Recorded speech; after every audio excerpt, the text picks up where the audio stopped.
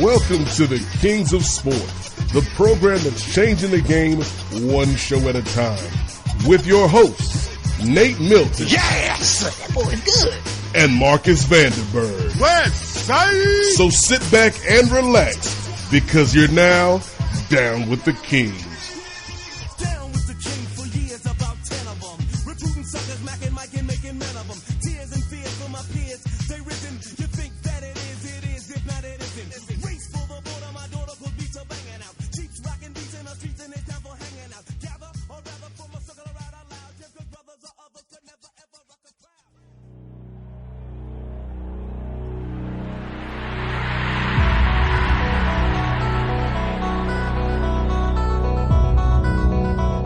You guys not allowed? Nah, I'm just kidding. What time is it? My mentality was to go out and win at any cost. Chicago Bulls have won the NBA championship. Jordan is the most talented player in the NBA by far. The show of the 90s, the team of the 90s. How you feeling? Whenever they speak Michael Jordan, they should speak Scottie Pippen. We created an image that people want to live up to. I think that's all you can hope for.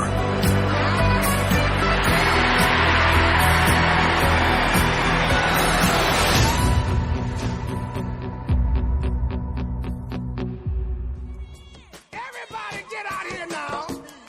Come on, clap your hands, everybody. Get a groove going.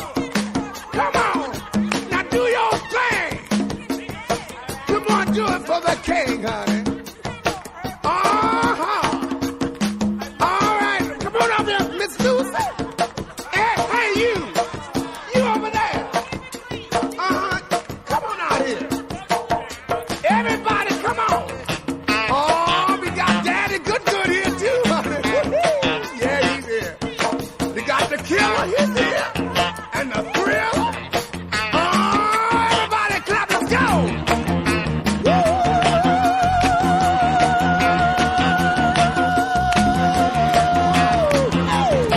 Everybody, keep it going. Calling out around the world. Are you ready for the brand new beat?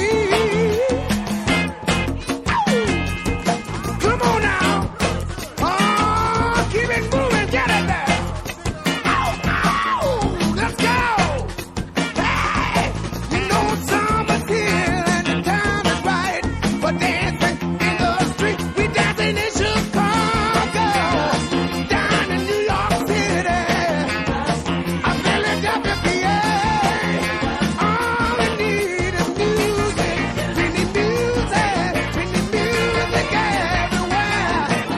Every record playing, a jukebox playing, a dancing in the street. And welcome to the Kings of Sport, the program changing the game one show at a time, a.k.a. the world's most dangerous sports show, a.k.a. iTunes' longest running weekly episodic program, produced and hosted by two or more African Americans who are not affiliated with a major network. What's going on, ladies and gentlemen? We are back for another week in our continuing series covering the documentary that's taken over the world, The Last Dance on ESPN. And you know what? I can't do this by myself. Every Jordan needs a Pippen. Every Horace Grant needs a Nick Anderson. And so every Gary Payton needs a Detlef Schrempf. And to that end, let me bring in my co-host, my tag team partner from the City of Angels. Ladies and gentlemen, give it up for Marcus. Ain't nobody got time for you, BJ Armstrong. Vandenberg, what's going on, brother? Why can't it be Sean Chip? I mean, Detlef Schrempf is funny. All right. Because in my head, was it Kenny Mayne or Dan Patrick that used to do like the Detlef Schrempf? I think it was Kenny Mayne. Kenny Mayne, yeah. That's what was going through my head when I was thinking up Supersonics from the 90s. Hersey Hawkins. Oh man, they had some good players, man. Sam Perkins. Yep. Patrick Ewing in the twilight years. We don't talk about that run with Patrick. Oh man, was that when Patrick tried to grow out his hair with the little braids? Yep. Yeah. It's like when when Jerry Rice was an Oakland Raider. For you young people that only know Jerry Rice from the great 49ers highlights, there was a time period when Marcus and I were probably in college, maybe you in high school. But Jerry Rice was an Oakland Raider. This was probably college, like early 2000s. Okay, yeah. So about 20 years ago now, people. So Jerry Rice was an Oakland Raider. Had done his hair up in braids, which is all cool, which is all well and good. The problem, Marcus Vandenberg, is Jerry Rice wasn't 22. He wasn't even 32 at the time, I think. If anything, he was closer to 42. He was 39, 2001. 39. And so to have braids, you must have hair. And Jerry didn't have the most hair at the time, people. So his braids connected, it looked like his braids were pulling his hairline back, basically, is what I'm trying to say. Like, imagine LeBron James if he tried to get braids today. It wouldn't work. No. Like, greatness as an athlete does not mean that you have a great hairline. This is how good Jerry Rice though was at age 40. 1,200 yards, 92 catches, 7 touchdowns. Woo! That was with Rich Gannon, right? Yeah, 2002. Yeah, Jerry Rice was still a good receiver, man. Like, I think if Jerry Rice knew about that Brett Favre copper technology back then, like he does now, maybe Jerry could have played an extra season. Maybe, but he's the joke for receivers for a reason. Yeah. Shout out to Jerry Rice. Maybe one day they'll do like a documentary on those 49ers. Of the 80s? Yeah. You know they got to have stories, man. If you out in California in the 80s, Joe Montana, one of the most famous athletes on the planet. If they do, it's never really come up. Like, they're not associated with being a party team or a team that was linked to drugs or anything like that. No, they didn't have a White House like the Cowboys. No. at least Joe kept it out to public. Joe was smart about it. Yeah. Speaking of football players, by the way. Yes. Your man Earl Thomas. What's going on with Earl? You heard about the story last week, right? No. I must have missed it. What's going on with Uncle Earl? Oh, you missed this story? Oh, even better. Even better. Earl Thomas, this was I forgot what day last week, but Earl Thomas goes on Instagram around, I think, 8 or 9 o'clock at night, and basically said, look, TMZ is about to drop this story. My wife and I are cool, but just wanted to give you a heads up that, the story is about to come out. My agent told me. 5 minutes later, the story drops, and the TMZ headline is, NFL star held at gunpoint by wife and blew up over alleged cheating.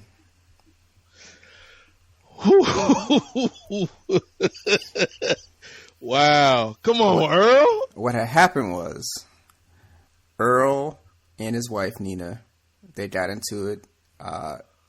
She was upset that he was drinking. He decided to go out. His brother picks him up. They go out. Nina goes and figures out on Snapchat that he's with another woman and decides to call up her homegirls to roll up on Earl and his brother in Austin. Wow. She was tipped off because there was like some purple lighting in this Snapchat. So she was driving around Austin looking for this purple lighting coming from the window. She was on her CSI. She was. She finds the location. Mind you, this is 3:41 in the morning in Austin. And also, mind you, Marcus, ain't we still in the middle of a pandemic? Yes. This happened April 13th, so right in the middle of the pandemic. Yes. But proceed. Yes. So Nina grabbed Earl's 9mm Beretta, and she did not intend to use the Beretta. She just wanted to scare him. So she took out the clip, but didn't realize she left one in the chamber. So that's important later on. Ooh. So they arrive at the house, and this is according to TMZ. Quote, when the women arrived at the house, they discovered Earl and Seth naked in bed with other women. Seth being his brother. His brother. More from TMZ. That's when Nina admits she pulled out the gun and put it to Earl's head. Oh, no. That she took out the magazine thinking that the gun could not fire. But cops say Nina was unaware the gun had a round in the chamber. Luckily for Earl, he was able to get the gun away from Nina. One of the other women that was with Nina was I think either wife or ex-wife of Earl's brother, Seth, who was there with another woman. So yeah, Nina got arrested. Her crew got arrested. Earl did not get arrested. And there is video, supposedly, that has not been released yet, that shows at least Nina striking Earl in the nose before, the cops broke it up. So. Damn. So, yeah. That's a 30 for 30 right there. Like, yeah. What if I told you that one of the greatest safeties of all time wasn't safe off the field? Damn. So yeah, there's a lot to unpack there, Marcus. So, mind you, again, this is all happening during a pandemic where people are supposed to be socially distant. In someone's Airbnb, yes. So, yeah, your Airbnbs are always, they hit and miss. Yes. Sometimes you get a really nice one. Sometimes, but so Earl and his brother decide to go meet up with these young women, and they all inhabiting the same bed. Mm-hmm. When Earl's wife and her homegirls yep. roll up on Earl with a gun that she thinks doesn't have any ammo in it. Correct. But in fact, it does. Yes, one bullet. So if she had happened to pull the trigger, and her finger was on the trigger at one point. Wow, damn. Yeah, that's a hell of a way to go out. It's very stupid. Getting caught up. What killed Earl? Damn, yes. R.I.P. Steve. Yeah. Like, what killed Earl? Was it the Rona that got him? No, it was the Nina. The Nina. And the Santa Maria. Damn. So he came out and said him and his wife are cool. Apparently. Supposedly, yeah. They're back speaking again. Yeah. Damn. I wonder how long she was in jail for. I think if you post bond, probably not too long. So, because if you're Earl, theoretically, Marcus, do you bail her out immediately, or do you want to give her some space? You give her 24 hours. So you can get your story straight. By the way, Nina also threatened the other women in the house, pointing the gun at them and yelling, "I got something for all you hoes." Damn. Oh, man. See, again, this is why social distancing works, people. Yeah. If Earl had socially distanced from these quote-unquote hoes, he wouldn't have been in this situation. And Marcus, I don't even know. What did you say his brother's name was? Bobby? Seth. He sounds like a Bobby, though. I don't even know Seth, but this can't be the first time he done got Earl in some trouble. No. Mm-mm. He sounds like one of them troublesome family members. I mean, you got to be a true brother to have an orgy with your flesh and blood. Yeah. Shout out to Hall of Famer Earl Thomas. Yes. But Before we get to talking about Jordan and these Bulls, Marcus, I do want to shout out another Hall of Famer.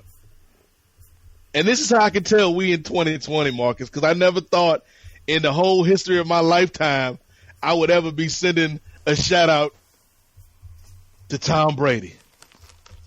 Oh, Tom. I didn't think I'd do it, Marcus. I didn't think I'd do it.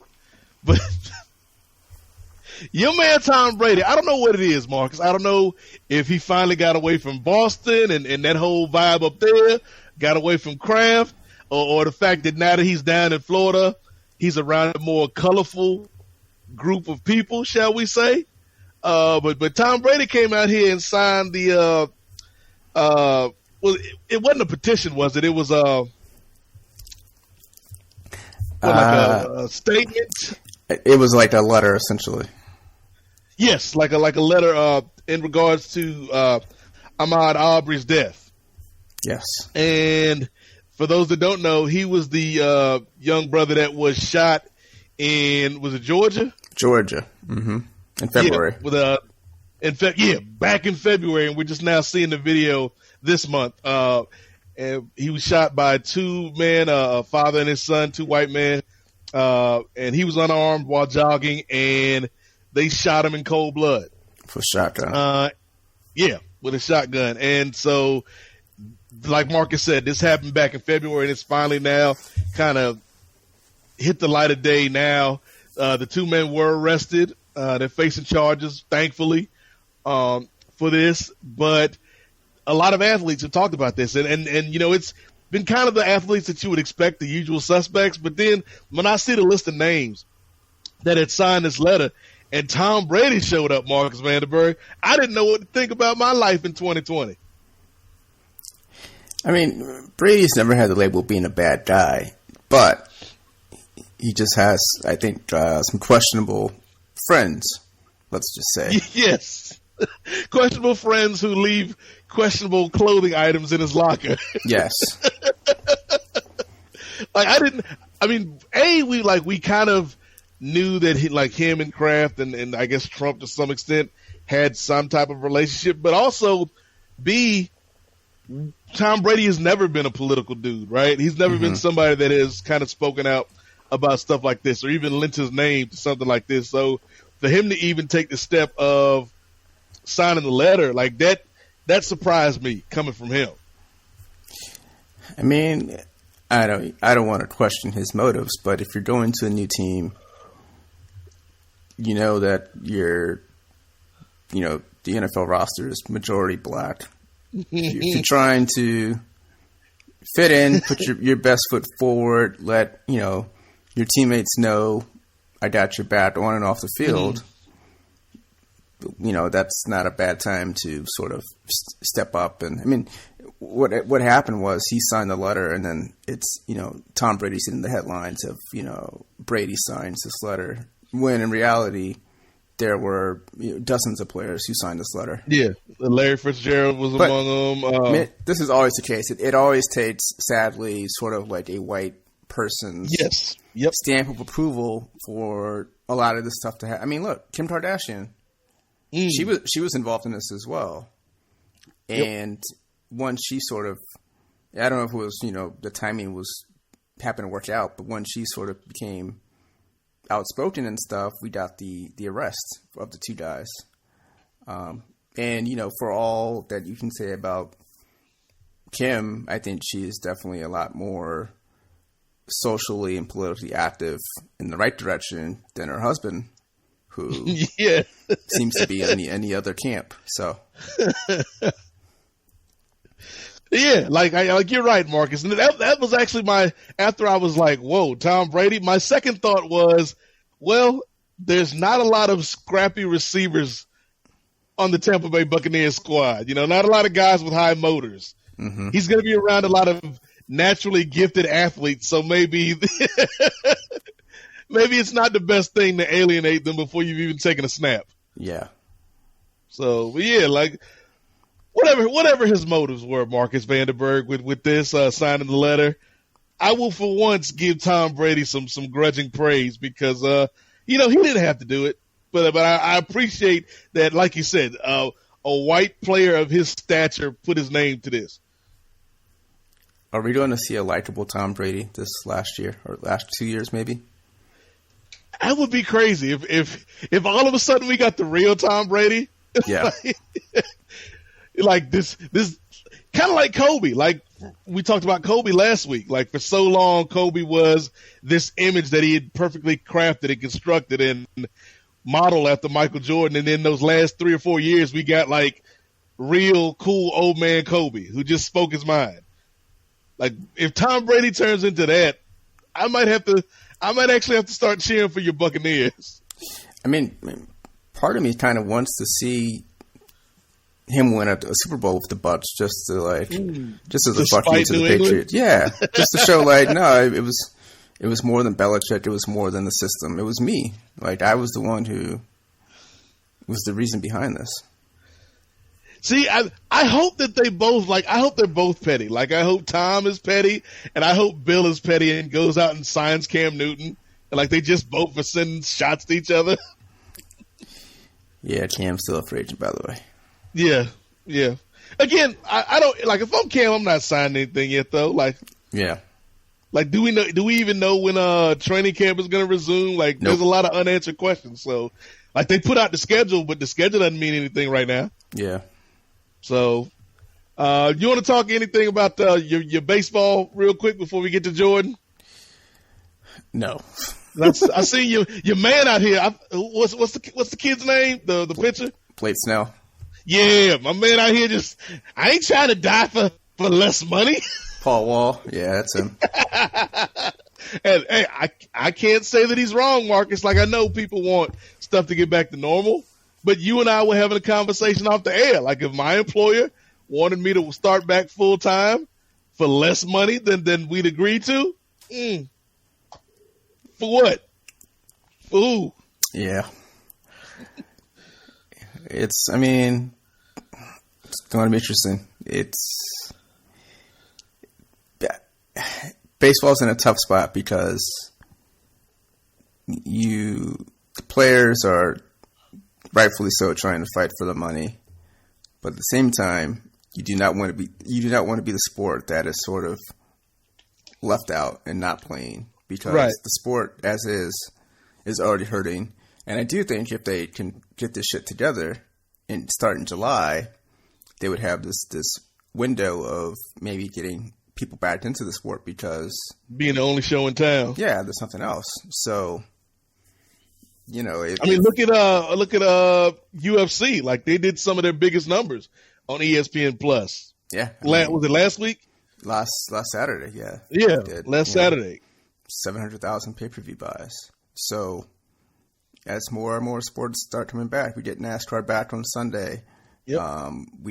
There's a golf thing this Sunday, and then the road golf thing is next Sunday with the Tiger Phil thing. I'm surprised golf didn't come back earlier because golf, out of all the sports, seems the most like you could do it without fans the most. Yeah, I don't know why they waited until June, but they'll be back in June. And then we'll see with other sports like the UFC. The UFC is running 3 shows in 7 days. NASCAR is doing like 7 races in like 11 days. So we're going to get not only the sports coming back, but the sport is coming back at multiple times a week. So yeah. Baseball's window. Markets like then that's the question. Like I guess it's an even larger question for the country, but just keeping it to sports.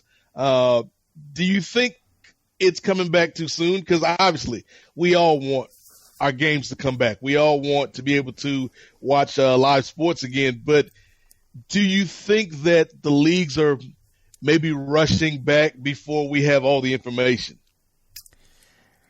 I think and another question is it worse to start and then maybe have to stop in a month or two because we get this rebound of COVID rather than just to wait for 2 months? Like, what's the play there?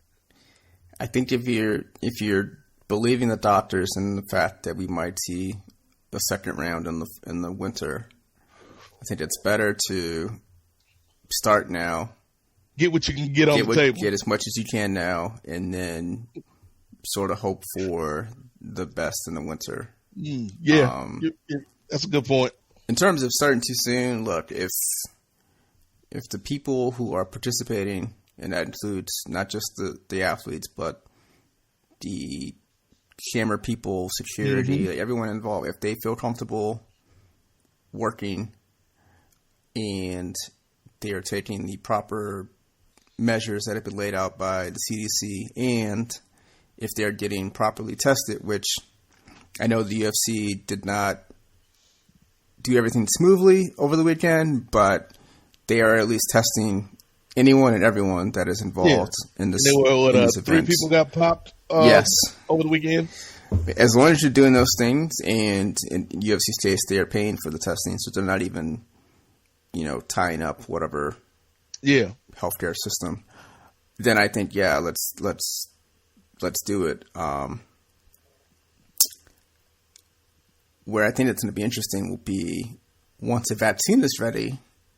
How does that work? Are athletes, celebrities, rich people going to jump to the front of the line in the sake of I have money to pay for this thing? I'm kind of torn on this whole vaccine market. So say like in 6 months to a year, we get a vaccine, right? Mm-hmm. I'm kind of torn because on the one hand, I want people like us to have access to it first. But on the other hand, I'm kind of like, I remember the last time they tested out some medicine on black folk first. So maybe let's let our Caucasian brothers and sisters take advantage first and we can kind of wait and see how it all works out before we start injecting this into our bodies. Yeah. I think some of that will come down to how bad you need it. And if you're priority. Yeah, if you're high risk and you are working a job that exposes you on a daily basis, then maybe you just need to, take it and hope for the best. But I think by the time it gets to the public, we should have a good sense of how this is actually going to work on people, because they've already started testing. So by the time you get through all of the testing that's required, we'll see how it is. But one man who wouldn't need a vaccine, Marcus, one man who will be out there playing in the midst of COVID-19 because he will be fueled by competitiveness and pettiness alone. And that's Michael Jeffrey Jordan. Yes. Last Dance, parts 6 and 7. No, 7 and 8. 7 and 8. Getting all mixed up here. Parts 7 and 8. We watched this past weekend, Marcus. So let's kind of start with 7. Because like where we left off, we had Jordan kind of dealing with all the gambling stuff, dealing with the death of his father, going to play baseball, and then in this episode, in 7 and 8, and this is where I'm gonna need your guidance because I don't want to mix the timeline up. So where did we start at 7? 7 starts with actually a funny Jerry Krause thing. Because, of course, Jerry Krause is... Yes. Oh, man, yeah. Yes, it's Craig Sager. The late great Craig Sager, who asked Jerry Krause, and I can't believe, Marcus, I've interviewed people before, and you've interviewed people before, obviously. My man Craig Sager ain't pulling no punches here. No. So, Jerry, well, are you and Phil good, or are you guys, is the backstabbing still going on? And Jerry Krause kind of did a double take. It's like, I don't know what you're talking about, backstabbing. This we're all good here, and that's an unprofessional question. And you know what? This interview is over, and he walks off. And I love shout out to Air, Jason Air, who did the documentary, because anybody else would have cut it right after Jerry Krause walked away. But Jason Air lets that clip run for a bit, and then you got one of the other reporters is like, "Good job, Craig." I'm like, yes, this whole documentary is fueled by petty people. Yes. So that's how it starts, and then they dive into the Jordan's dad, his death, and Yep. How Jordan knew after the 93 finals that was probably it for him. Oh, that's what it is. Yeah, I'm mixing things up because I thought we did baseball last week. You did baseball this week, right? Yeah, baseball's this week, this episode. Okay, yeah. So, okay, that's where I got mixed up. Okay, yes. Essentially, before his dad died, Jordan was already thinking about retirement, and he had been sort of talking about this with his father. And then, they talked about the murder of James Jordan, who was shot and killed in his car in North Carolina in 1993.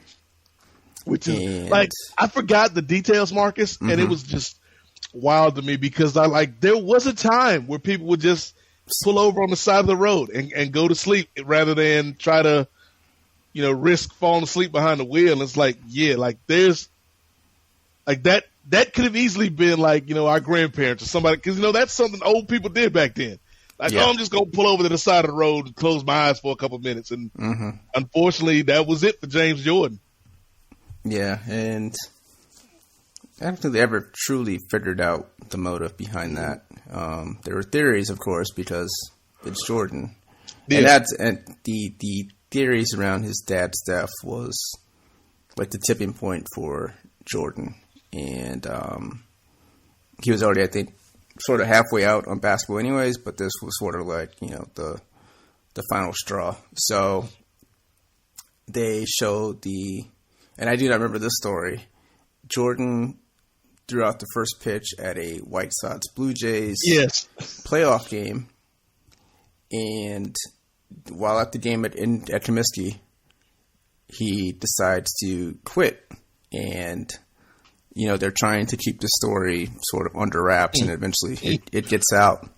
And the next day is when they hold the press conference, and Jordan, who seemed to be the happiest in the room because everyone else seemed pretty down, and Jordan was like, "Look, I'm out. I'm 30 years old. I've won 3 titles. I'm rich. I'm done." I felt bad for all the bulls that just had to be dragged to this press conference. Yeah, Luke Longley ain't here for this, man. I don't remember much. Do you remember when this happened? I remember the press conference, but you know what I mean? I remember that image of Jordan and Reinsdorf and all his teammates behind him. I remember that image vividly. And Juanita, who is not really a character in this documentary at all. But in terms of the actual lead up to it, I didn't remember that much at all. I just remember Jordan having the press conference and then he was out. I don't remember all the stuff leading up to it, but when they kind of show you what his mindset was and particularly the stuff with his dad and everybody kind of alluding to the fact that his gambling might have had something to do with James being killed, it's it makes sense that Michael was I'm good. Yeah, I don't remember this at all. I remember definitely his father dying, but the actual press conference I don't remember. But on the flip side, I definitely remember November 7th, 1991, when Magic retired. I remember exactly where I was, listening on the radio, driving home. So I lived by the Forum, so we drove past the Forum as it was taking place after school. All that, and I was only 8 at the time. I remember that. But the Jordan thing, I remember the comeback for sure. I remember the facts and all that stuff. But I don't remember the retirement. So they do they go into his retirement, and then I feel this would have been the part, and then maybe if ESPN is smart, they'll re-air the Jordan Rides the Bus 30 for 30. Because I feel if you pause The Last Dance here and then watch the Jordan Rides the Bus 30 for 30 and then restart The Last Dance, that whole section about him playing minor league ball, it takes on a whole new light. But they didn't spend a whole lot of time on the baseball thing, but I'm glad that they showed that Jordan wasn't this laughing stock that so many people think in their minds when they think about Jordan playing baseball. They think he was a joke, and it's nah. For what he was actually decent. Yeah. So they fast forward to February '94, and that's when Jordan signs with the White Sox, and the reason is because Reinsdorf owned both teams, and Jordan was able to make significant money as a minor league baseball player because he had this contract already with Reinsdorf. So he was not making, $1,200 a month here. He was making millions playing baseball. Yep. And, they mentioned how he ended up at Double-A despite his time off of playing baseball is because they were trying to accommodate the media, and having Jordan play rookie ball or A ball, the stadiums could not handle the media influx. So he ends up in Double-A, Birmingham Barons, and starts his career off with a 13-game hitting streak under manager Tito Francona. And his career starts off well, and then baseball being baseball, it starts to catch up to him. They start throwing him curveballs. Yes. Michael was Pedro Serrano. Mm-hmm. He can't hit the curveball. Can't hit the curve. Did you? So I remember this time period well because up until this point I had played basketball and decided if Jordan was going to play baseball, I'm going to play baseball too. And I would play baseball like in the streets and with with family and stuff, and never played like organized baseball up until this point. This was 1994, so I was 11. I was gonna say the city newspaper put out a headline of you striking out talking about bagging Vandenberg. I should have. So decided to sign up and play baseball, and I followed the sport. I knew the sport, just never played the sport. Nate, trying to play baseball at 11, it's very hard. See, I was always like, I tried football when I was younger. It wasn't my sport. Basketball wasn't my sport. But I was in Little League baseball almost from the jump. Probably from the time I was 7 on. And then from 7 all the way up through when I got to high school, I was playing some type of youth baseball. Matter of fact, I even went to Ozzie Smith had a camp down here like 2 or 3 years in a row, and I went to the Ozzie Smith camp. And one year I got like the MVP award for the most hustle from Ozzie Smith. So yeah, baseball was my sport. So seeing Michael Jordan play baseball in 94, it was crazy because it's like, I got excited about Mike like I got excited about Tebow when he went to the Mets. I was like, oh, this is gonna be great. Y'all ain't ready for this? Just wait. You just wait and see what happens with Mike. And then Mike started slipping a little bit, but then he came back, Marcus. Mike started to get better as the season went on, but then the strike. If they had not a strike, Mike might have been an all-star. Mike might have been in Cooperstown right now. Mike would have been in 2 Hall of Fames. Unlikely. The ceiling is the roof, though. Mike would have won 3 back-to-back championships for the Chicago White Sox. Jordan's 1 year at Birmingham, he played 127 games. He hit .202 with 3 home runs and 51 RBIs. So he was runners on base. He was your man, and 30 stolen bases. Yeah, Mike was a threat on them base pads. Only 114 strikeouts, which not terrible. No. Who was it? Ryan Zorf that was like if he had gotten 1,500 at bats, he probably would have made the majors. Yeah, I don't buy that at all. Defensively, he was horrible. He could have DH'd.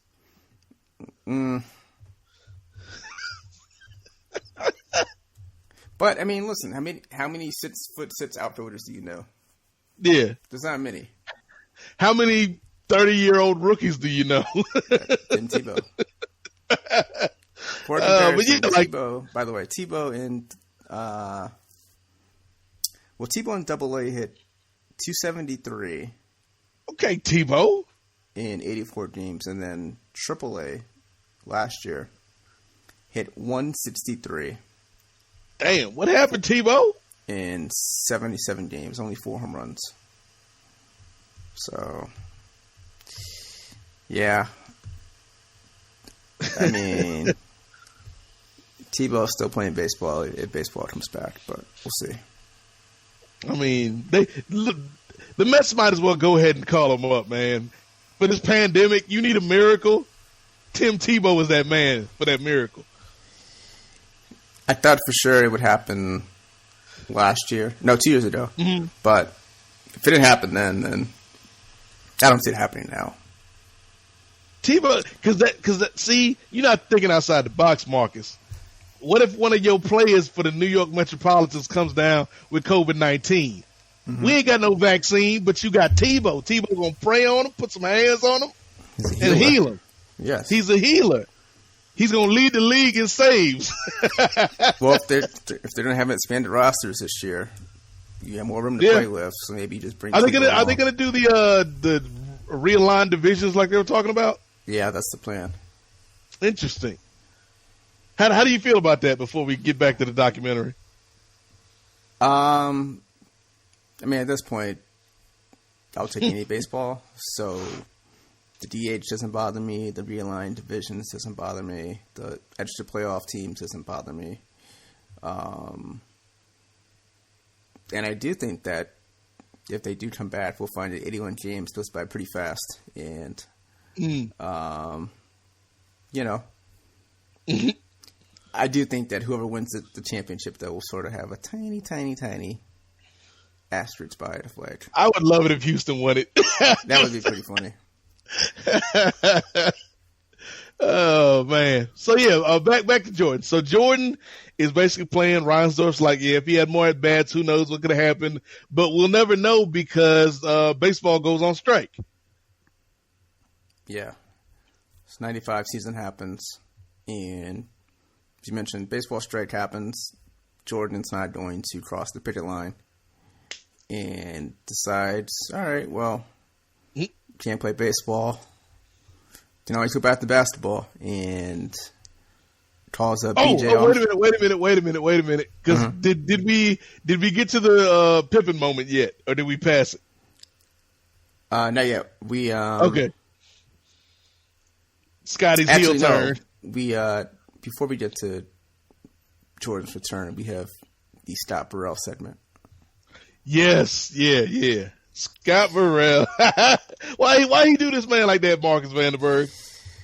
Scott Burrell, by the way, who I think is the only player to be drafted in the first round in baseball and basketball. He was a first-round pick of the Toronto Blue Jays, and he was a first-round pick of the Charlotte Hornets, I believe, when he came out from UConn. Yep. So, like, Scott Burrell is a legitimate athlete, and at UConn he was a pretty damn good basketball player too. Yeah. Gets to the NBA, and his career, I think, never took off to what I thought it could have been or should have been. No. But he comes to the Bulls, and he is a important piece of that 98 team because he was at least a threat to score. But when he gets there, he introduced to Michael Jordan, and there's this montage of him just getting the work from Jordan in practice. Yeah. Like, just Michael is being as disrespectful as you can be to this other man. Yeah. Like, to the point where Phil Jackson is getting on Michael for getting on Burrell. Which only makes Michael get on Burrell more. Yeah. Including, if someone needs, maybe you should do this post at Yahoo, but someone needs to go and do like a top 10 sort of quotes from The Last Dance. Yes. Including, and this might be top 3 at least, where you got Jordan talking to Scott Burrell, and he says, "Where's your mouth at now, ho?" While Burrell's shooting free throws. Like Michael Jordan. Like, I can see Marcus why he didn't want this to get out to the public. Yeah. He calling his teammates all kind of bitches and hoes through 10 parts of this documentary series. Yeah. This was the most uncomfortable part of Jordan and a teammate, was just, this back and forth. Yeah. And I like all this because we'll talk about it in a few minutes, Marcus, but all of this footage that they show leads to maybe the best moment of episode 7 and maybe one of the best moments of the whole documentary when Michael's talking about reflecting on his leadership style, I guess, his management style. Mm-hmm.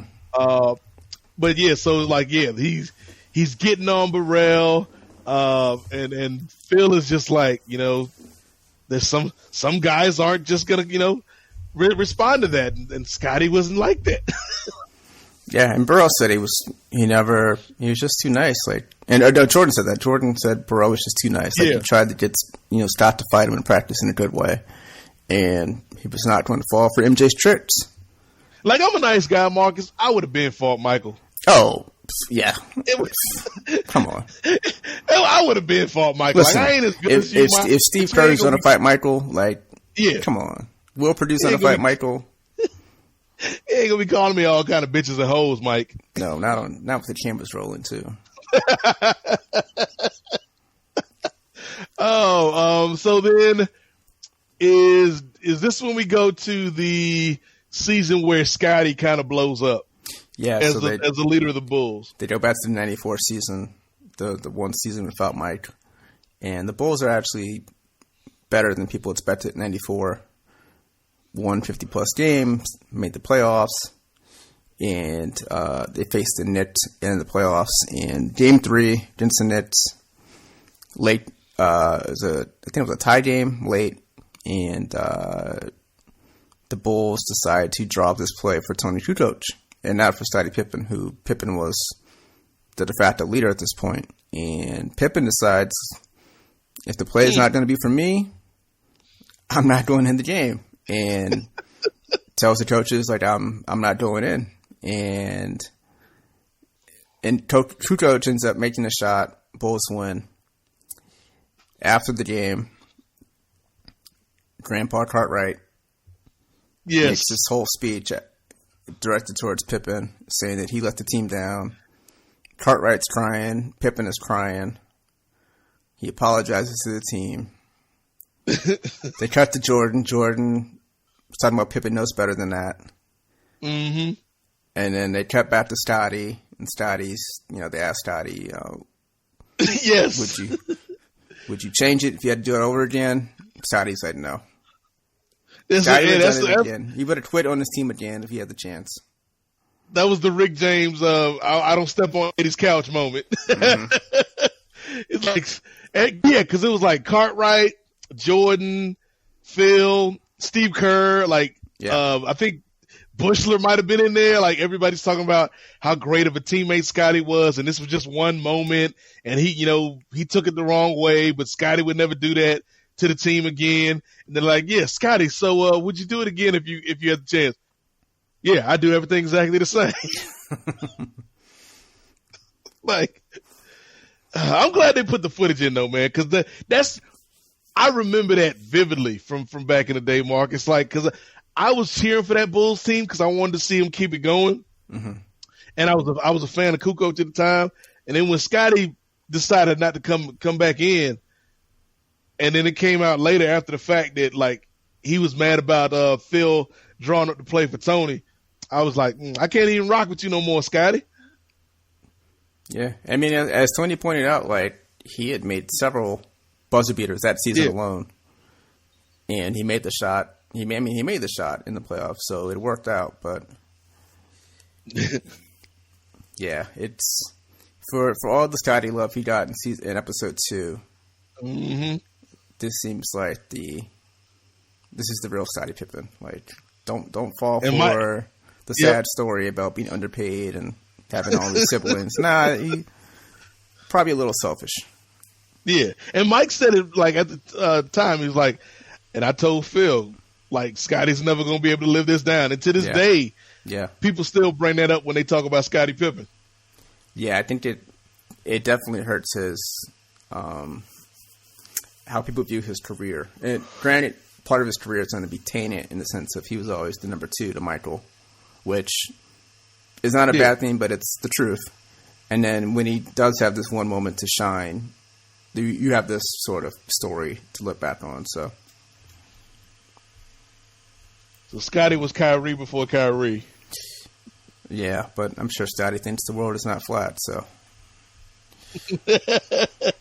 so then Michael, like you said, hits with David Falk, says the facts. I'm back. Just 2 words. Yep. And this is where it leads us into 45 Jordan. Yeah. Oh wait, did we miss something? We did. So I think that's the next episode. So chapter 7 ends with the Jordan speech you mentioned about. Okay. When we see Jordan tearing up. Yeah, man.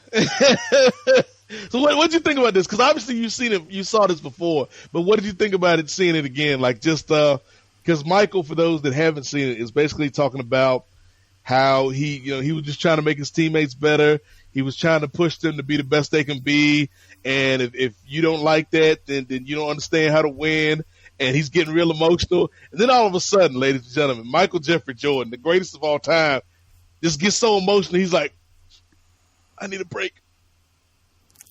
No, he didn't even say, I need a break. He's just like, break.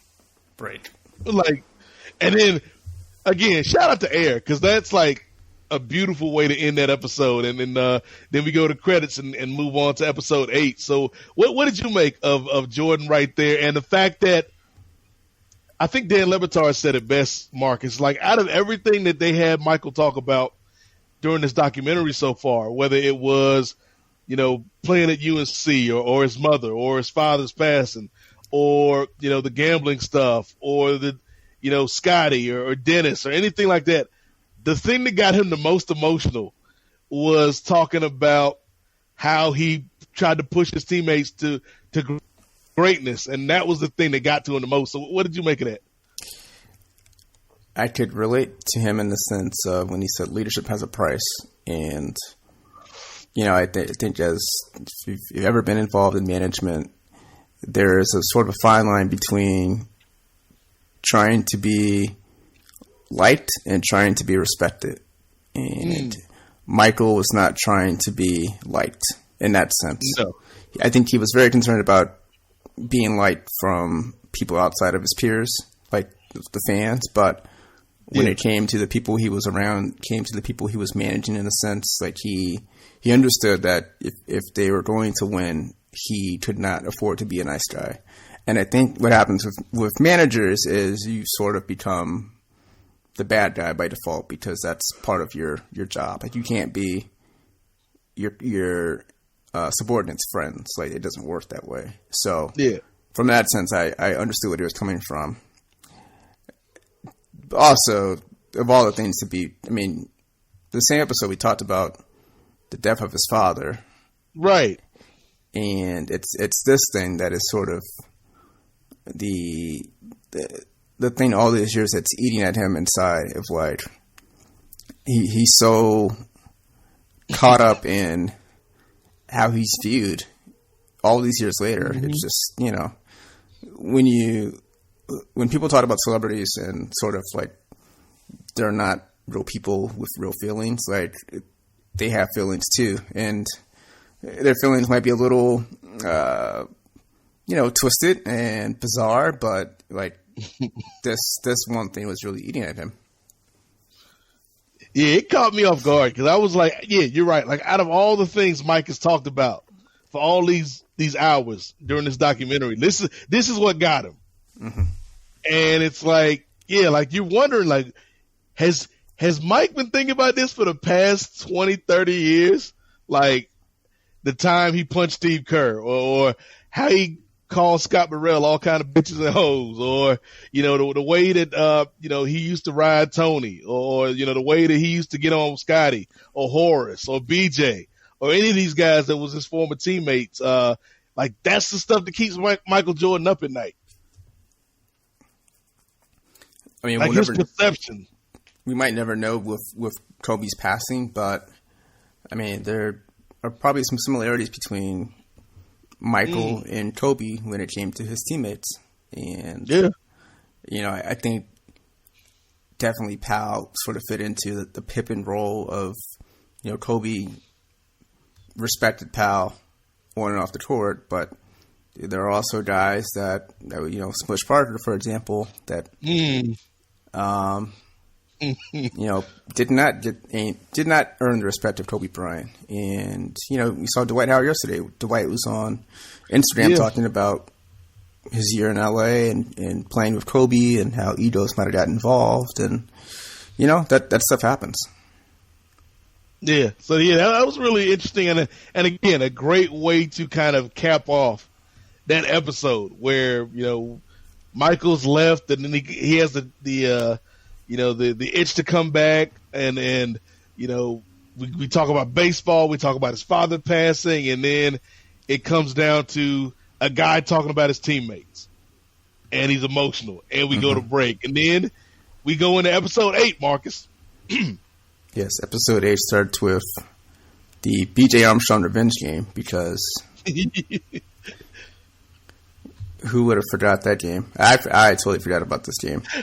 I forgot about that game. I forgot about the Horace Grant game. Like all of these mini Bulls family reunions I'd forgotten all about. Yeah, BJ was, I would say, a sixth man at best in Chicago. Yeah. He leaves Chicago, goes to Charlotte, becomes more of a starter, more of an impact player, and he essentially wins the game 2. Against the Bulls, Bulls Hornets in the Eastern Conference semifinals. Like Mike had one of his worst games. Yeah. And BJ was on fire. And your man BJ Armstrong, looking like he's 14 years old, Marcus Vandenberg, has the audacity to look over to the bench and shout at the Bulls and Phil Jackson. Yeah. A little fist pump action. And Michael Jordan does not forget this. No, he does not. But before they go back and finish up MJ destroying BJ and the Hornets, they flash back to LaBradford Smith. LaBradford Smith. Who was a rookie on the Washington Bullets at the time. And LaBradford Smith went off. So the Bulls and the Bullets had a back-to-back. And the first game between the two was in Chicago, and LaBradford Smith goes off, and he has a career night. I think he had 37 points. Yep. Against the Bulls and Jordan. And Jordan tells a story that after the game, LaBradford tells Mike, "Nice game, Mike," after scoring 37. So that leads to Mike saying, tomorrow in the first half, I'm going to do what that kid did in this entire game. So the next night they play in Washington, and Jordan just lights him up. Jordan has 36 in the first half. And at the end of the story, Jordan admits that, he made it all up in his head. Like, LaBradford Smith never said anything to him, but this is what he needed to take and motivate himself to get back at him. Yeah, like this. Like we've seen Petty Mike throughout all of these episodes. Episode 8 might have been the pettiest because we got the BJ stuff, we got the LaBradford Smith stuff, we got the Horace Grant stuff, we got the Gary Payton stuff coming up. Like Mike is at his pettiest in episode 8. Yeah, Mike just punching down at this point. I mean, going after BJ Armstrong and LaBradford Smith is just, come on. Like the fact, I think. Because when they show the BJ stuff again, like they go to Mike and he's talking and the way that Mike speaks about BJ Armstrong is borderline disrespectful in and of itself because he's like, BJ knows better than that. He used to be part of the team and he's gonna act like this. BJ knows better. He knew what we were going to do to him. like it's some mafia stuff. Hey, I mean, listen, Mike knows BJ's limits as a player. He's seen it. So, game 3, Mike just goes off on BJ. And, the Bulls win that series easily after that point. And then so that leads us to the 95 MLB strike and sort of the start of Jordan's return to basketball. So the baseball strike happens. MJ doesn't cross the picket line. And MJ calls BJ Armstrong. And they met up for, I think, lunch or breakfast or whatever. And then BJ says, well, why don't you come to practice to say hello to people? And, Mike goes. Of course, they have footage of this, of BJ pulling in, followed by MJ, which I don't know how they found footage of this stuff. And with Jordan there, BJ starts talking shit, and they start playing one-on-one. And next thing you know, you got the Scottie Pippen during the game before the comeback. I think a few days before the comeback was announced, Scottie shown on the bench wearing Jordans, and he's pointing to the bottom of the shoes and sort of telling Mike, come on back. And a few days later, the Fats goes out that announces Jordan's return in '95. And is this? I'm trying to think. Did we do Space Jam already? Did he go to the Jordan Dome? That's not till later on. Okay. So yeah, like right now it's like all the preamble to Jordan's triumphant return, and when he does, it's not in 23. It's in the 45, which that's a really interesting period of Jordan's, like that one brief moment, that brief stretch where he was 45. Mm-hmm. Both, what was that? His in homage to his baseball number, which was also a tribute to his dad. Yes, and the fact that 23 was retired, and I think he wanted to, at least for the rest of that season, keep it up there and not go through that whole process. But yeah, so came back. We're in the 4-5, and first game back was against the Indiana Pacers, which I remember watching as a kid when that happened. Yep. Was not a great game from Jordan, but first game back after 18 months off, whatever. And that sort of leads us to a couple games later, the double nickel game at MSG against the Knicks. And that was the first sign that he was really back and he was going to be as good, or if not better, than what he was when he left the first time.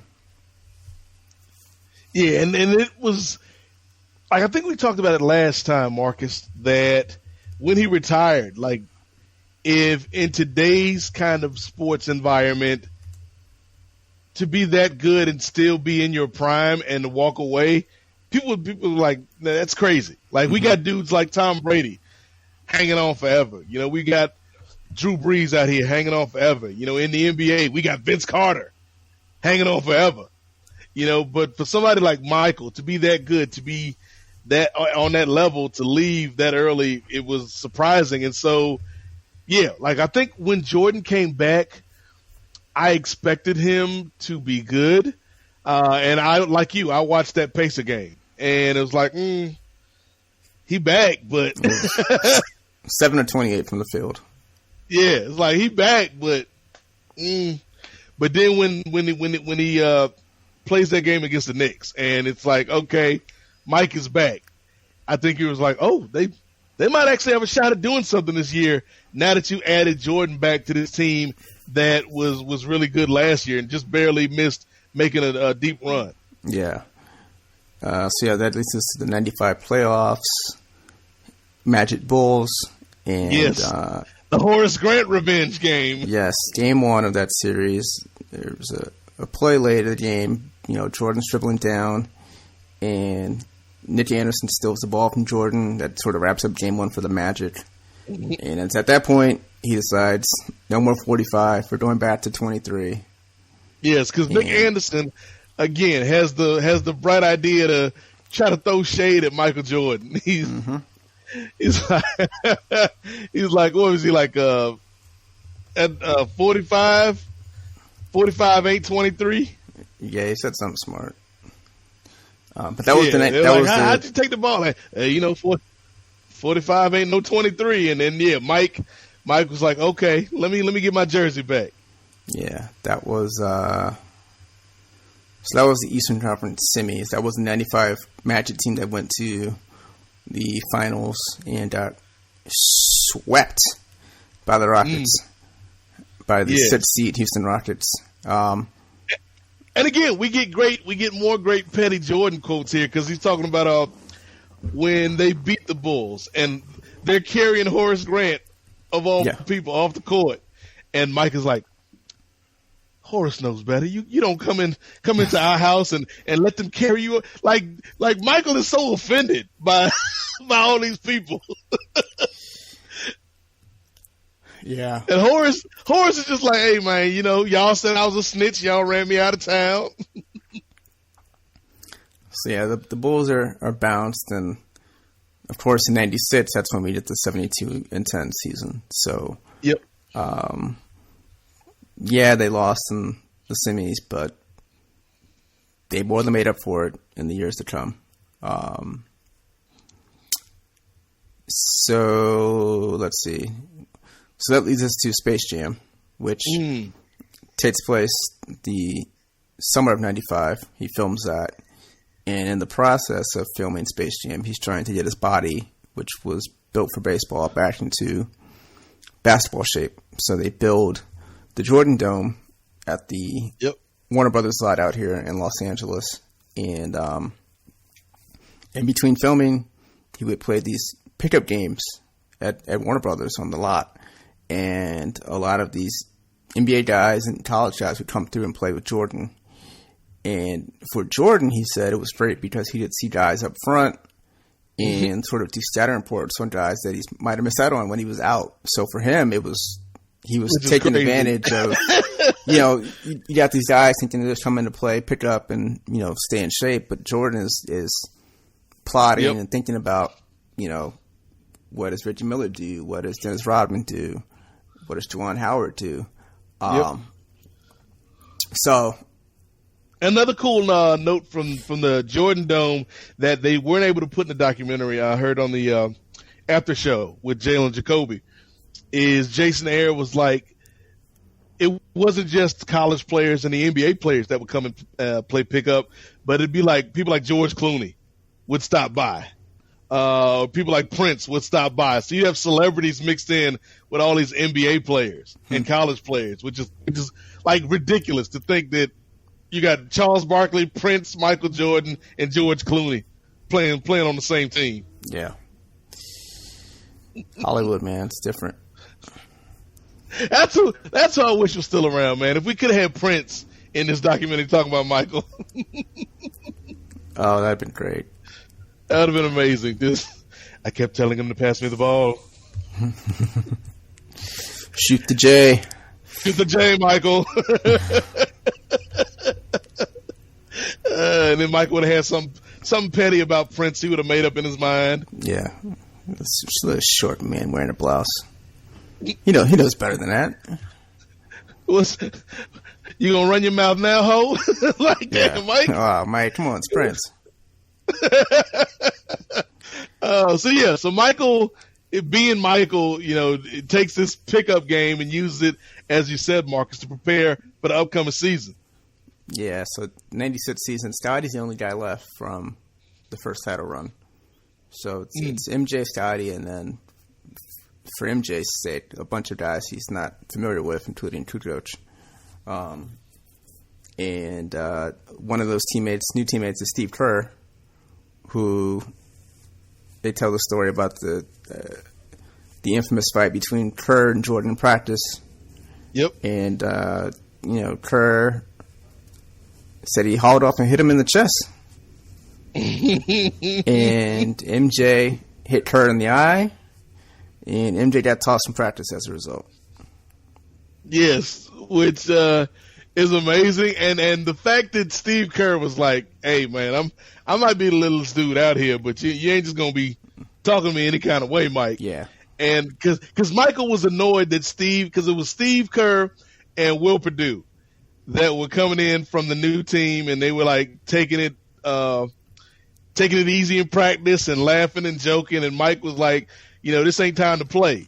And so Mike being Mike, he started getting on Steve Kerr, and finally Steve Kerr was like, nah, you ain't just gonna be doing this to Steve Kerr. Like, you don't know what I've been through.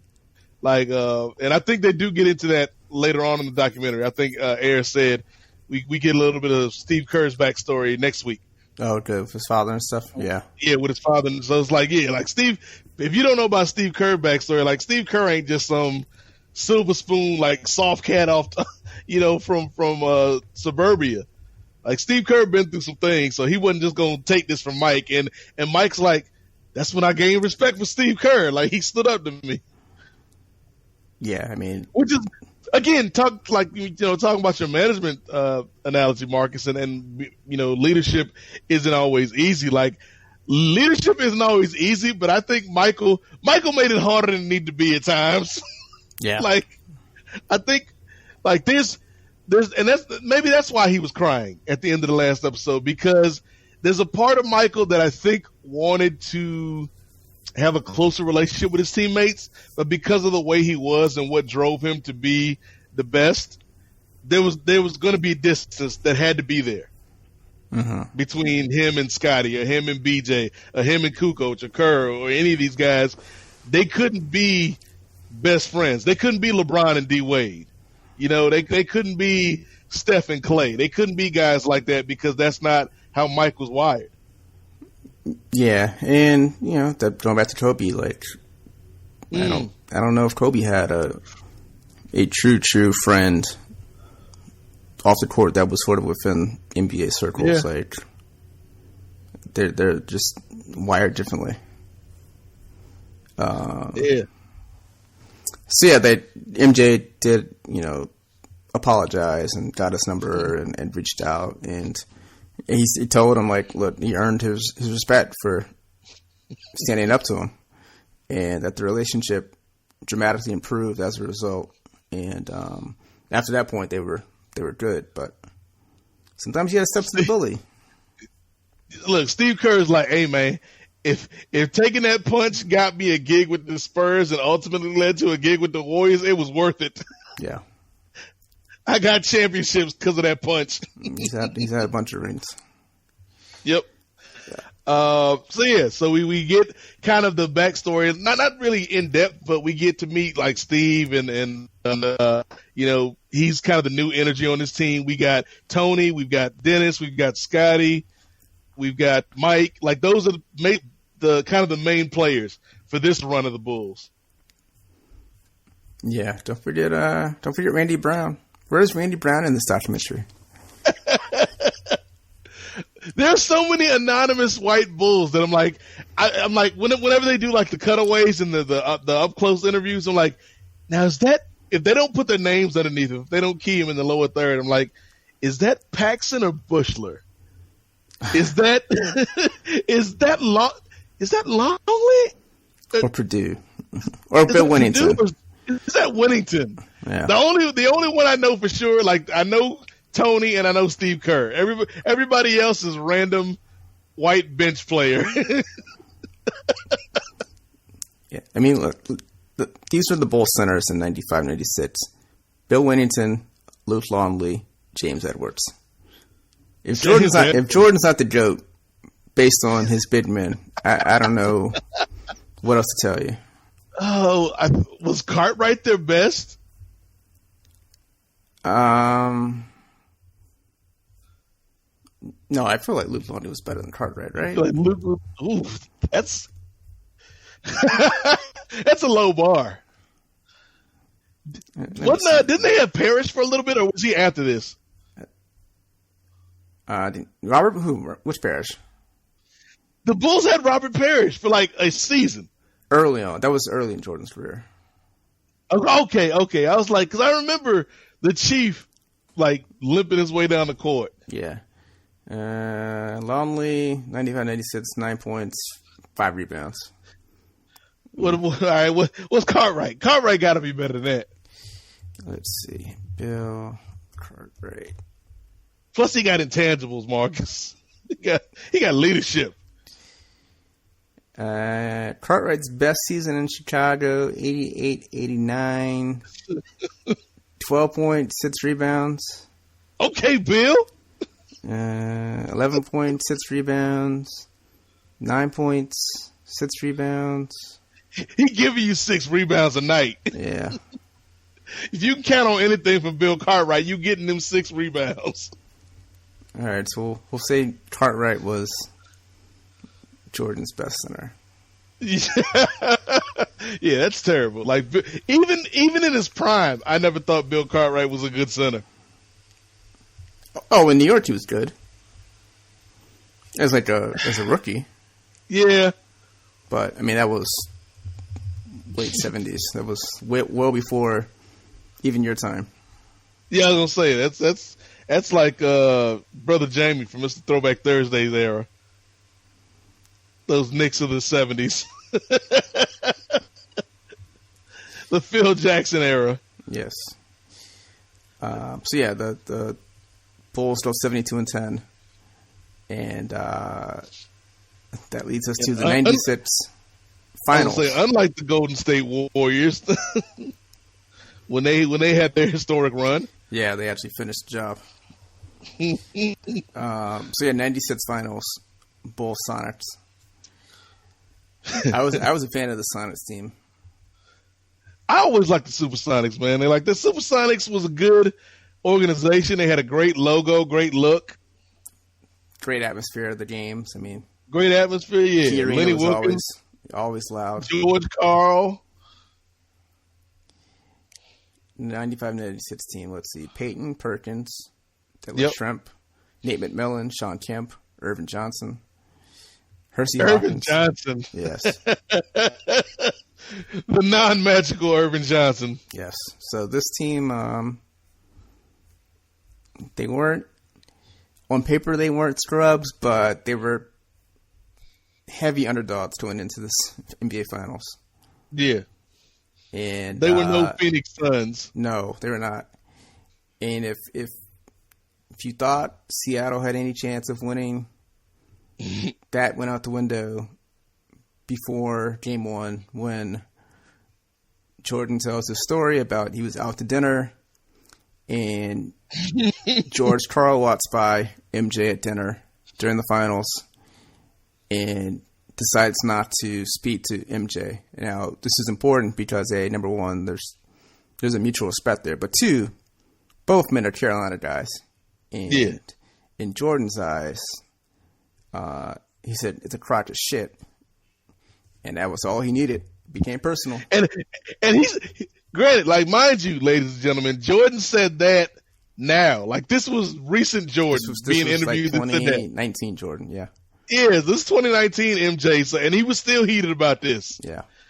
And it's who knows what, maybe George Karl didn't see the man, Marcus. Who knows how big this restaurant was? Well, did you see George Karl this week? No. He tweeted about this. He talked about it? Yeah, he did. Again, Michael is taking little tiny kernels of something and turning it into a big tree. Let's see. All right, here's the tweet. George Karl. I told my team to avoid Michael during the 96 finals. We reasoned he would find a way to exploit communication as motivation. I ignored Michael at dinner to honor the directive. The last dance makes it seem like Michael used that to fuel him. That's false. The Bulls detailed us! Exclamation point. So it was all part of a plan. What do you he damned if you do, damned if you don't, Marcus. Because if he talks to Michael and says, "Hey, Michael, good to see you," Michael's gonna be like, "Good to see you." Yeah. What do you mean by that, George? And use that as motivation. But if he doesn't talk to Michael, Michael says he's ignoring him. So what is the man supposed to do, Marcus? Yeah. Damned if you do, damned if you don't. Michael's gonna find a way to make it a slight. Yeah. So George could have sent Michael a bottle of wine over to the table, and Michael would have been like, "Oh, it's only a 74." Mm-hmm. That's what you think of me, George Karl?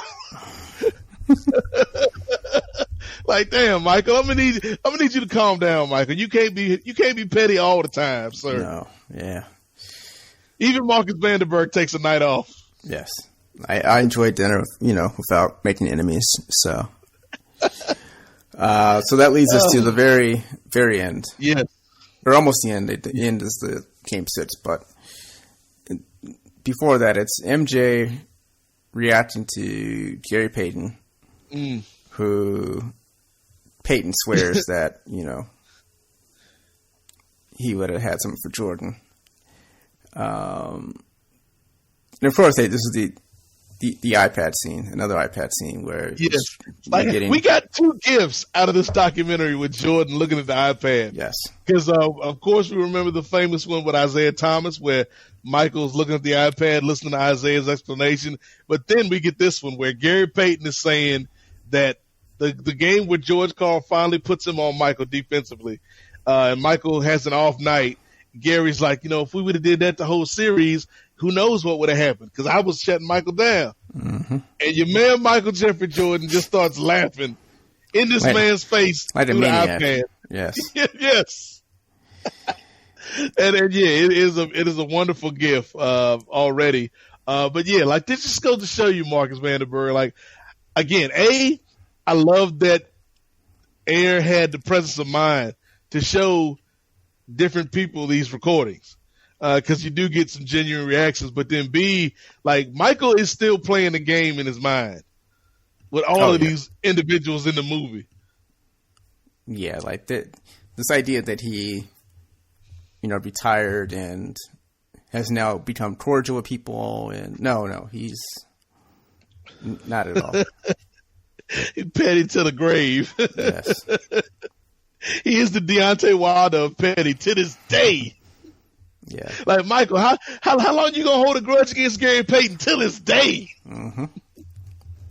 Like Michael, how long you gonna hold a grudge against LaBradford Smith to this day? He did admit he had no problem with the glove, so he just thought the comment was funny, I think.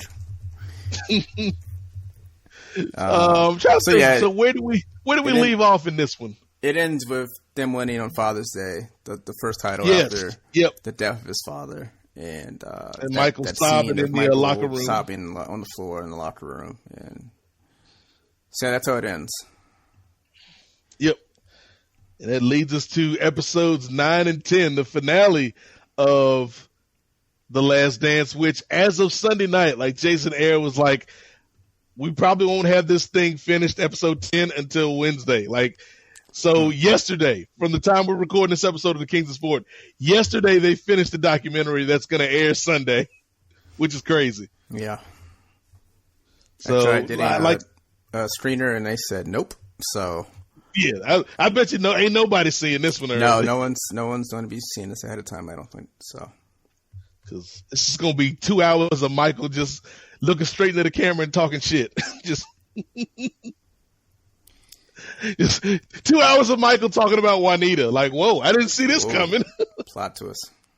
Because we don't even really spend time talking about Michael's current family at all. Like, we don't see his kids really. Mm-mm. Like, the new wife is not mentioned in this interview. I mean, in this documentary. I mean, we don't hear anything. It wouldn't fit though with what they're doing. No, but I mean, the kids maybe. Well, Juanita would. But Juanita would, and the kids, maybe because especially if they do the Hall of Fame in episode 10. Yeah. We got to hear the reaction from the kids. Poor Marcus. Just show the kids the iPad. Look, show the kids talking like, it really hurt my feelings when my father said that. I thought that we had a better relationship, and they showing Michael this on the iPad. Laughing. He's like, like you ain't shit, kid. Close your mouth, ho. Like, sir, that's your son. Yeah. But yeah, so far out of these 8 episodes, Marcus, what have you made of the documentary? Obviously, like you said when we started, you had seen an advanced screener of this, but kind of watching it for the past month and also seeing how social media and other people and athletes have reacted to this. What have you made of it? Well, I'm very surprised that more people have not tried to knock Jordan off his pedestal.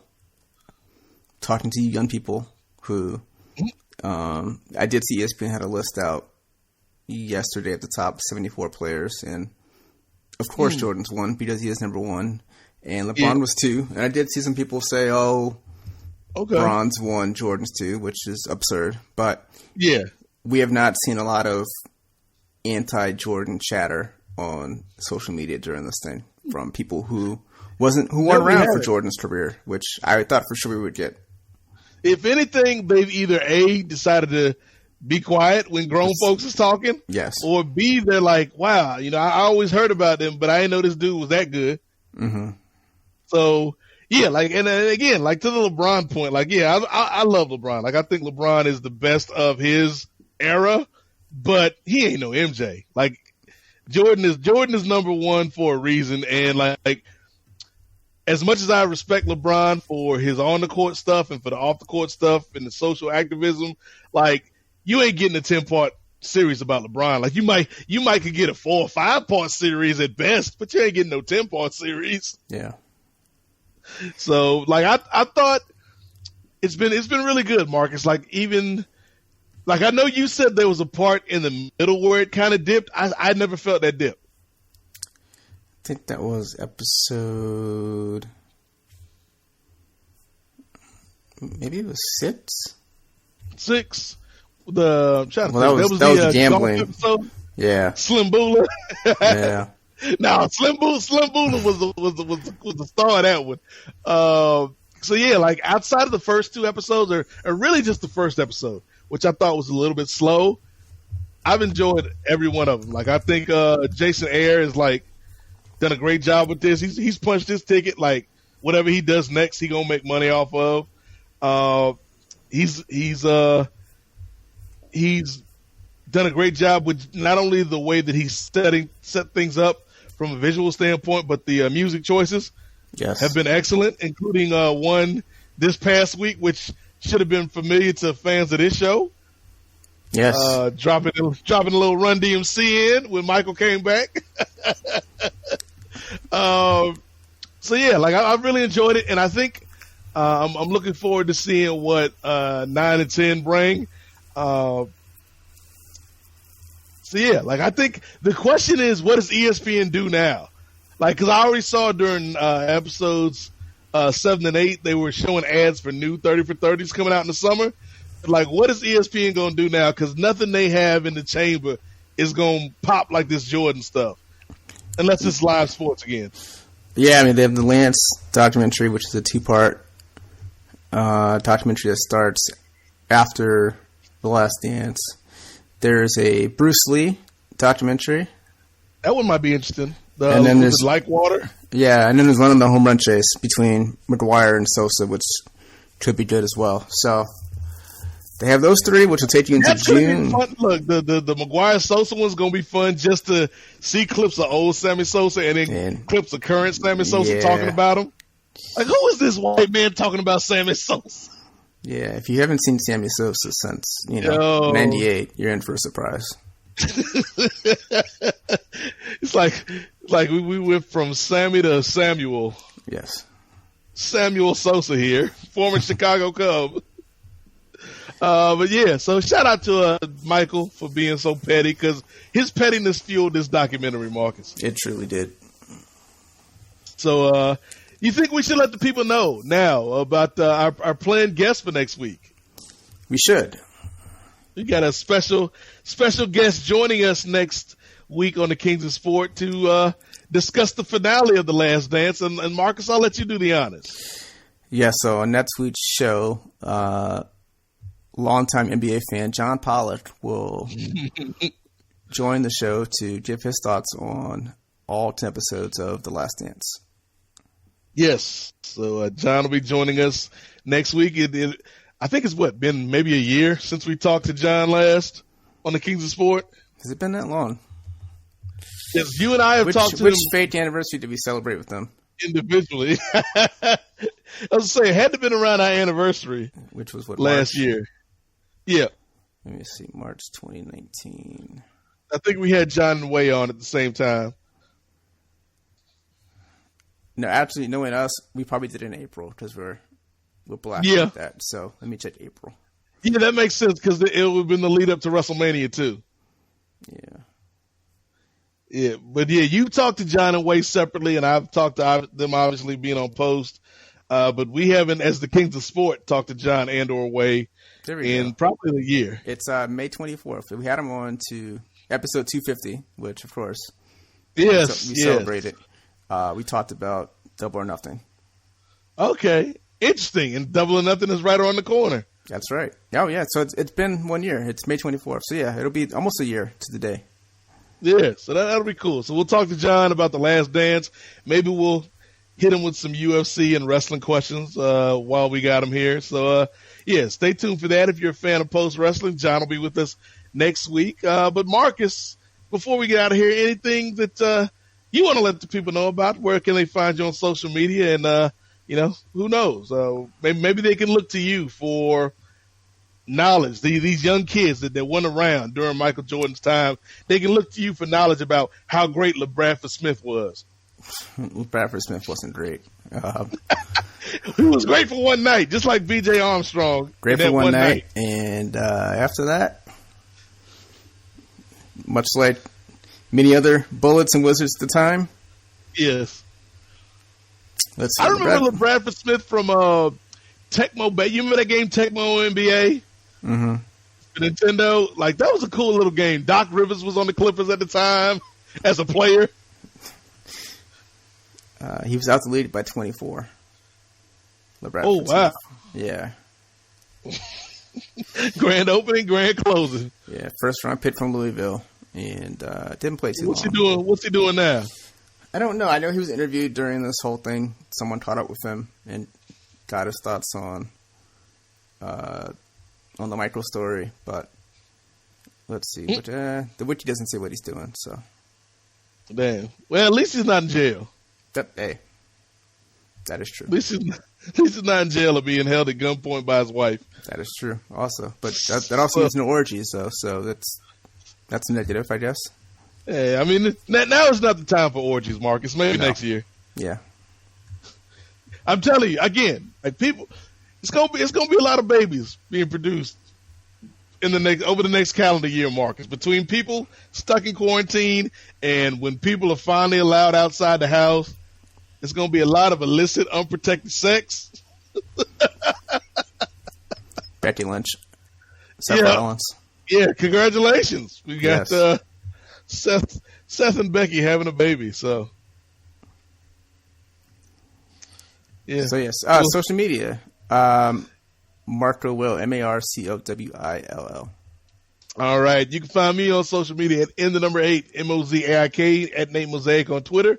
Follow the show at Cospod, KOS_POD.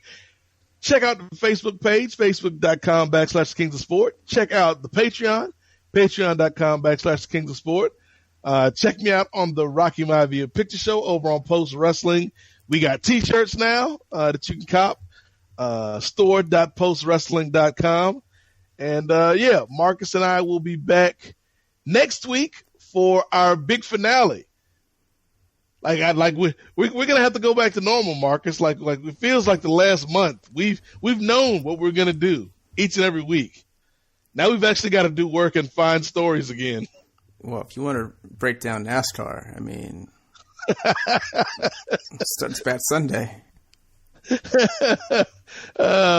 can get that guy that was fired on the show. Oh, Kyle Larson. Kyle Larson, yeah. Ask him how he really feels now. Yeah. Like my dude, you messed up your real job by cussing at people on your fake job. Mm-hmm. What part of the game is that? Yeah. You got fired from real racing for something you said video game racing, man. But Randy Orton said it and he wasn't fired. That would be like Kelly Olynyk getting fired from who? I don't know who he's playing for now. Miami. I was gonna say maybe the Heat. It'd be like Kelly Olynyk getting fired from the Heat for cussing some little black kid out on NBA 2K. Yeah. Like, Kelly, come on, man. Like, nigga, shit him. But yes, that's gonna do it for this week. I know, like Skype is like, we don't want those problems. Like, it's a pandemic. We got people protesting at city halls all over the country. armed militias. So yeah, Skype is like, nah, I'm gonna protect you right here, brother. Yeah. But that's gonna do it for this week's edition of the Kings of Sport. You can check us out next week with our special guest John Pollock to wrap up our series on the Last Dance documentary. So, for Marcus Vanderberg, for Michael Jeffrey Jordan, I am the Godfather, Nate Milton. And remember, when I come back like Jordan, wearing the 4-5, it ain't to play games with you. It's to aim at you, probably maim you.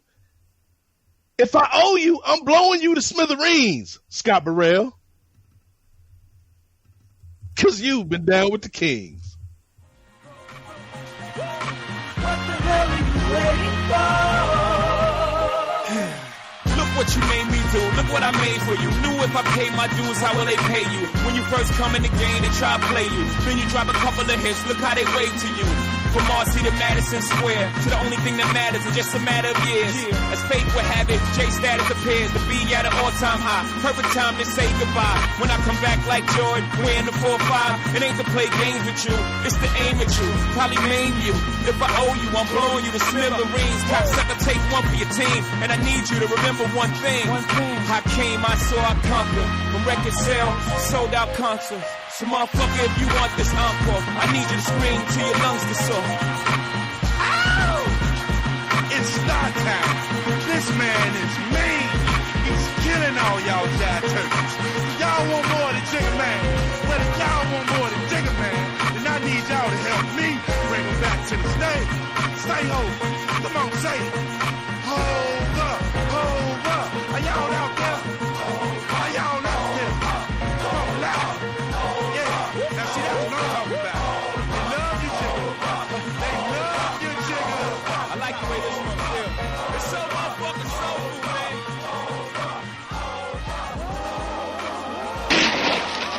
What in the wide, wide world of sports is going on here?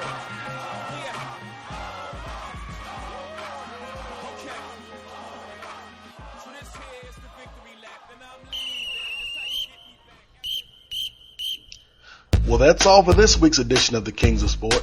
Be sure to come back next week for an all-new episode.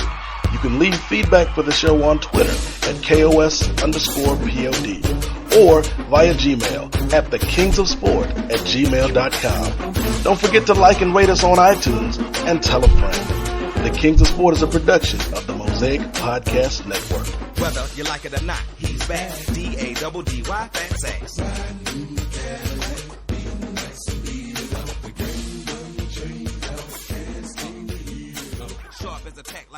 Let me tell you something, Mean Gene. I'm gonna go out there and I'm gonna leave it all on the mat. Cause that's what I do when I get it done so I can do it. Yeah! I'm on a new level.